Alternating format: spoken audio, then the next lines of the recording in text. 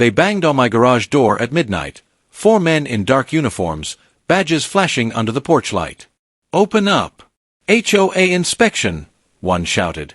I checked the window. Their patrol cars had no plates. Their badges, plastic. Their voices, nervous. I've dealt with chaos before. 12 years in the army teaches you to smell a trap. I called my old friend Marcus, a retired Marine living next door. "Marcus," I said, "we've got company. Protocol Bravo." He didn't ask questions. We'd run that drill before. Lights off, cameras on, perimeter locked. They thought they were dealing with a quiet homeowner. What they didn't know. I was an army commander, and I don't play games. A month earlier, life was peaceful.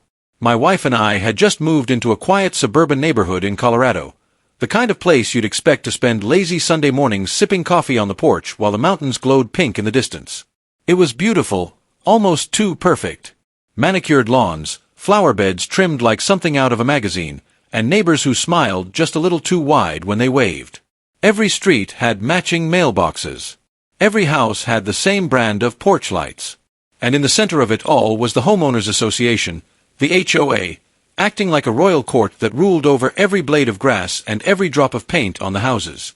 At first, I didn't think much of it. I dealt with stricter bases in the military. A few rules about lawn height and mailbox color didn't bother me.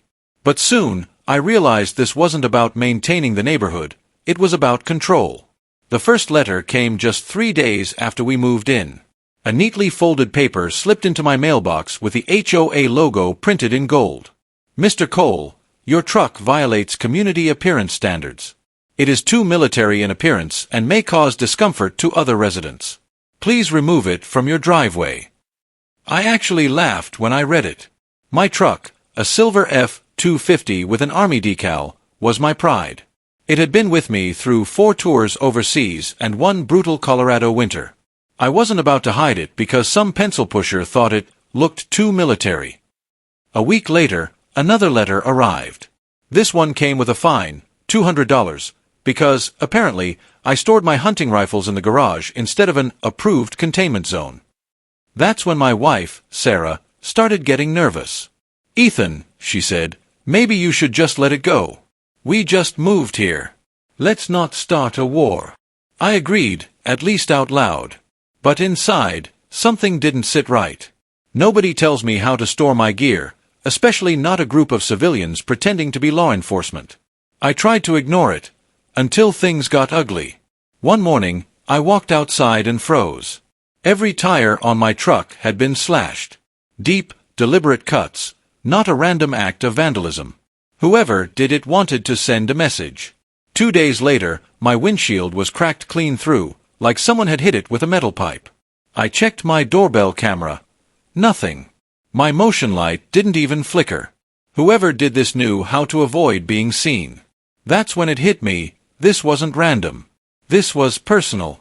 I marched straight to the HOA office, a small brick building near the entrance of the neighborhood. Inside, 3 board members were sipping coffee like they ran the world. At the head of the table sat Linda Myers, the HOA president. Perfect hair, pearl earrings, and a voice dripping with false sweetness. "Good morning, Mr. Cole," she said. "Is there a problem?" I slammed the fine notice on the table. "Yeah, Linda. Someone slashed my tires and smashed my windshield. You wouldn't happen to know anything about that, would you?" She didn't even blink. Maybe if you followed the rules, these things wouldn't happen. That sentence, that smug little line, burned itself into my mind. I walked out without another word, but my jaw was tight. You can take the man out of the army, but you can't take the discipline or instincts out of the man. I wasn't going to lash out. I was going to prepare. That night, I called my friend and neighbor, Marcus. He was a Marine veteran who lived 2 houses down. Tough guy. Quiet. The kind of friend you wanted on your side if things ever went bad. "Marcus," I said, "I think something's coming. I'm setting up security." By the next day, I had 8 cameras mounted across the property. Night vision, motion sensors, full perimeter coverage. I even installed an encrypted shortwave radio line between my house and Marcus's. If someone so much as stepped foot on my lawn, I'd know about it. And it's a good thing I did. Because exactly 2 weeks later, in the middle of a cold, silent night, the dogs started barking. The motion sensors lit up one by one. 4 shadows moved across my driveway, toward the garage. That's when I realized the HOA wasn't done with me yet. And this time, every camera was rolling. It was 2:17 a.m. when the alert went off. A soft chime first, then a red flash across my monitor. Motion detected, garage door. At first, I thought it was a raccoon or maybe Marcus checking in. But then, I saw it. 4 figures moving in formation. Not clumsy teenagers or random vandals. These guys were organized. Each wore black boots, tactical pants, and cheap replica badges clipped to their shirts. One had a radio strapped to his vest, another carried a flashlight the size of a baton. They looked official, at least, that's what they wanted people to think. Fake cops. I leaned closer to the monitor, my pulse steady but rising. My cameras caught everything, high definition, night vision clear as day. The leader tapped on his earpiece, then motioned toward my garage door. Through the mic feed, I heard it. Let's move. HQ wants those firearms secured tonight. My wife stirred upstairs. I whispered into the radio, Marcus, we've got movement. 4 men. Full tactical gear. Fake badges. His voice came back instantly. Copy that. I'm on my way. I checked my pistol, loaded, chambered, and ready.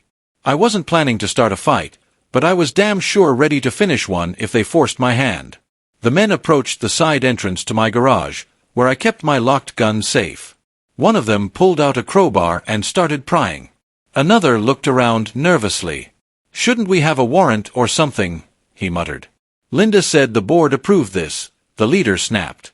We're seizing unsafe weapons under HOA policy. That was my confirmation. The HOA was behind it. Linda Myers actually thought she could send fake cops to steal my guns in the middle of the night. I turned on the speaker mounted above the garage door. Step away from my property, I said calmly, my voice echoing across the driveway. You've got 5 seconds before I call the sheriff. The men froze. One looked up toward the camera, his eyes wide. He's watching us. The leader barked. Keep going. He's bluffing. That's when I hit the floodlights. My entire yard lit up like a stadium. Every motion sensor triggered, every light snapped on. The fake cops squinted and stumbled backward, momentarily blinded. At that exact moment, Marcus came jogging up from the side gate, flak jacket on, shotgun slung over his shoulder. Gentlemen, Marcus said in his deep marine tone, I'd love to see your badges and jurisdiction for this operation. One of the imposters panicked and raised his fake badge. We're HOA security, authorized by the board. I couldn't help but laugh. Even in the tension, it sounded ridiculous. HOA security, I said through the speaker. That's not a thing, son. You're on private property, armed, attempting a break-in. Congratulations, that's felony trespassing. The leader finally lost his nerve. He dropped the crowbar and started backing away. But the others weren't as smart. One ran toward the back fence, another tried to yank the garage door open in panic. Marcus, I said, let's make sure they don't leave before the sheriff gets here. He nodded and racked the shotgun. Copy that. I dialed the sheriff's number, not 911, but the direct line to Sheriff Dalton, an old friend of mine from my service days. Dalton, it's Cole. I've got 4 imposters pretending to be cops trying to break into my garage. Cameras rolling, full IDs on video. He didn't hesitate. Hold tight. Units en route. Do not engage unless they do. But before the sheriff arrived, things got uglier. The man in the backyard tripped one of my tripwire alarms, a loud, piercing siren that echoed through the neighborhood. Porch lights flicked on all around us. Curtains moved.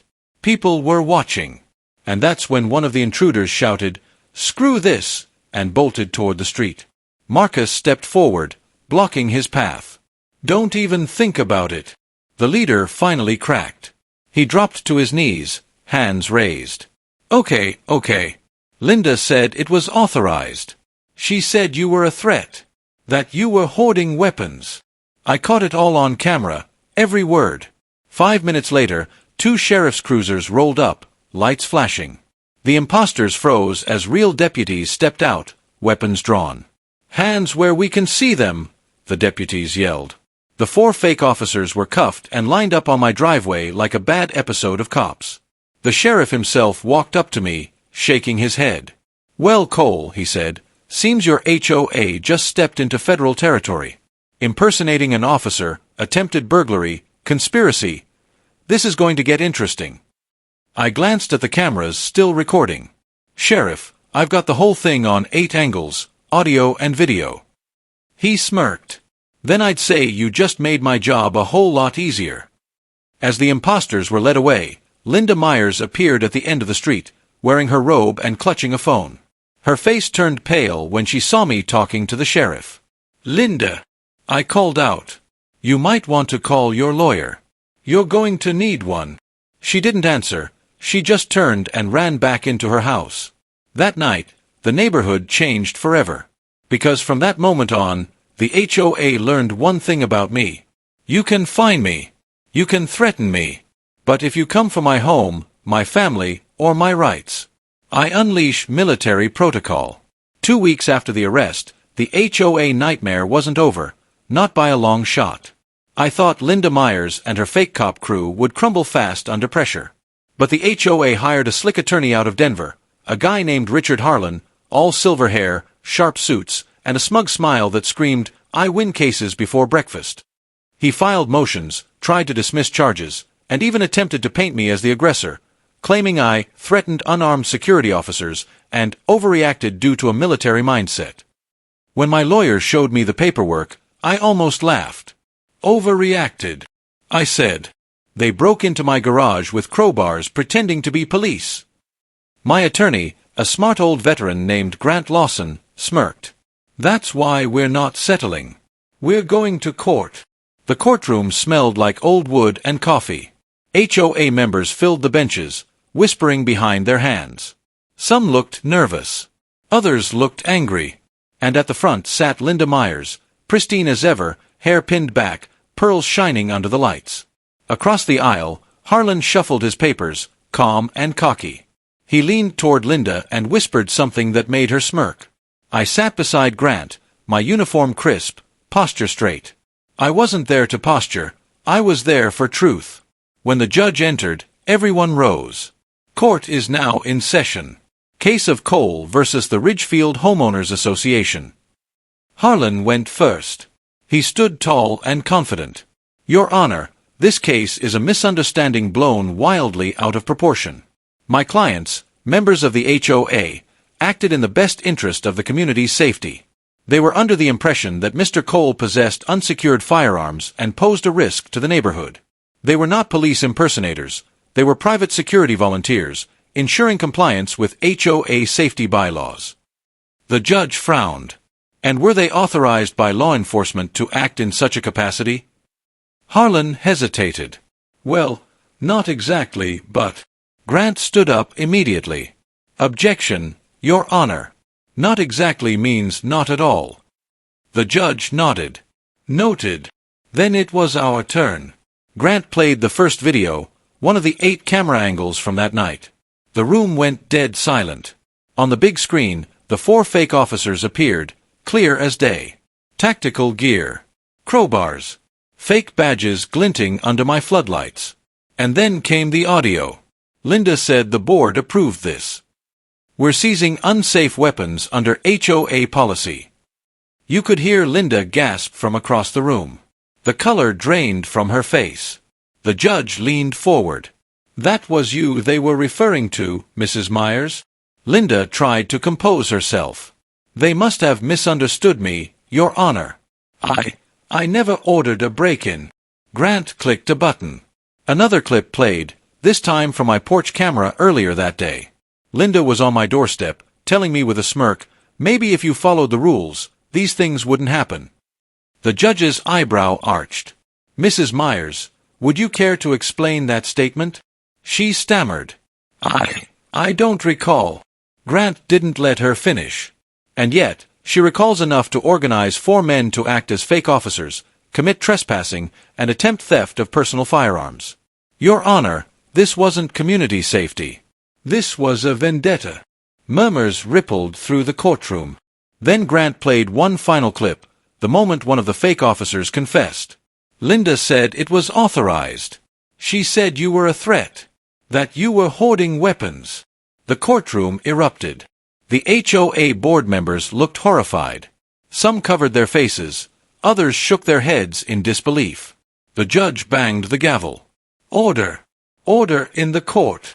When it was quiet again, the judge turned to me. Mr. Cole, do you have anything to add? I stood. My voice was steady, controlled. Your Honor, I served this country for 20 years. I've seen real authority, and I've seen real cowards. What these people did wasn't about safety. It was about power and intimidation. They thought they could bully a soldier into obedience. But they forgot one thing: soldiers don't scare easy. The judge nodded slowly. Thank you, Mr. Cole. He turned to Linda. Mrs. Myers, I've heard enough. The evidence is clear.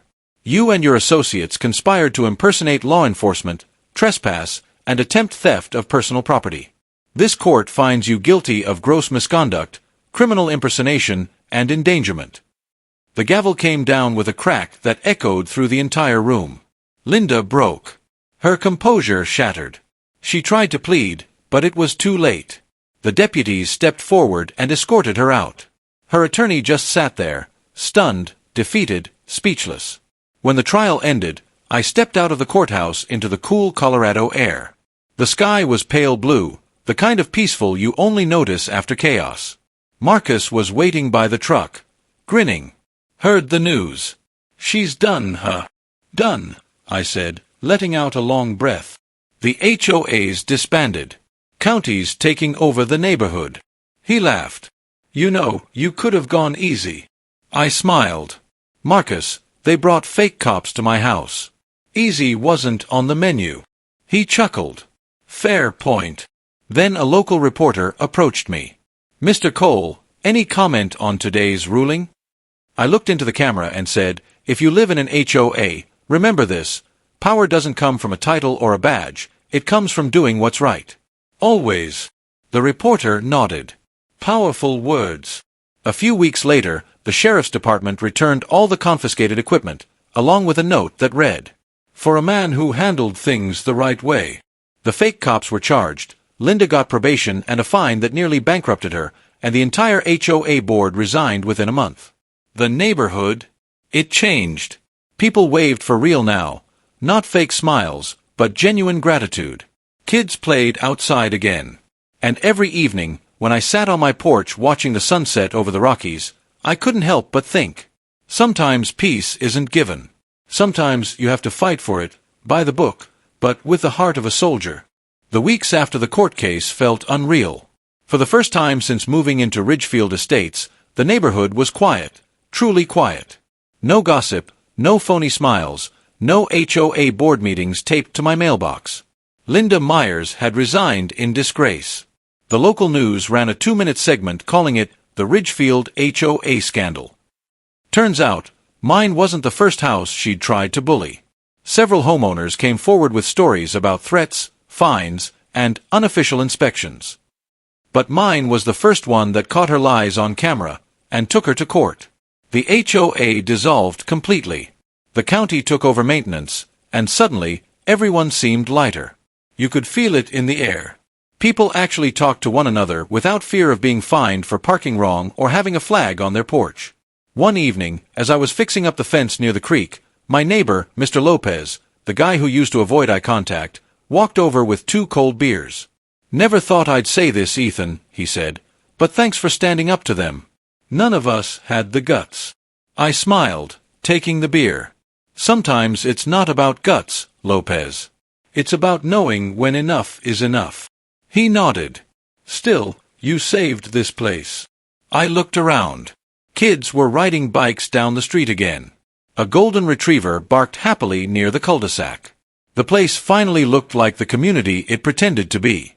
And for the first time, I felt at peace here. A few nights later, Marcus stopped by. He still couldn't stop laughing about the fake cops. He tossed me a small box. "What's this?" I asked. He grinned. "Your new sign. Custom made." I opened it and burst out laughing. It read, "Protected by military protocol. Enter at your own risk." I mounted it right above the garage. Not out of arrogance, but as a reminder. You can follow rules. You can live peacefully. But never ever let anyone bully you into submission, especially not people who hide behind fake authority. Marcus clapped me on the shoulder. "You did it by the book, Commander. That's the difference." "Damn right," I said. "Because real soldiers don't break the law, they defend it." A few days later, Sheriff Dalton pulled up in his cruiser. "Cole," he said, stepping out, "I thought you'd like to know, the DA filed additional charges. Linda's not just paying fines. She's being investigated for misuse of HOA funds." I raised an eyebrow. "So she was stealing money too?" "Looks that way," Dalton said. "You started something bigger than you know. That woman's reign is over." He handed me a copy of the official case closure letter. "Figured you'd want this for the records." I took it, smiled, and shook his hand. "Appreciate it, Sheriff. Guess that's what happens when you mess with the wrong vet." Dalton laughed. "Amen to that. You ever get tired of this neighborhood, come join the department. We could use a man with your instincts." "Tempting," I said, "but I think I've earned my peace." That evening, Sarah and I sat on the porch, the sun dipping low behind the Rockies. The air smelled like pine and rain. She rested her head on my shoulder and whispered, "You finally got your quiet life." "Yeah," I said softly. "Just had to fight for it first." We watched as Marcus waved from across the street, holding up his phone, probably showing me another meme about fake HOAs and commandos. I couldn't help but smile. Some battles are fought overseas. Others happen right in your backyard. But victory, real victory, is when you can look out at your home, your family, your land, and know it's safe. They sent 4 fake cops to steal my guns, but they didn't count on one thing. I've spent my life protecting what's mine. You don't break into a soldier's home and walk away clean. Because when you come for my freedom, I unleash military protocol. Fade out to the sound of the American wind and the click of a gun safe locking shut.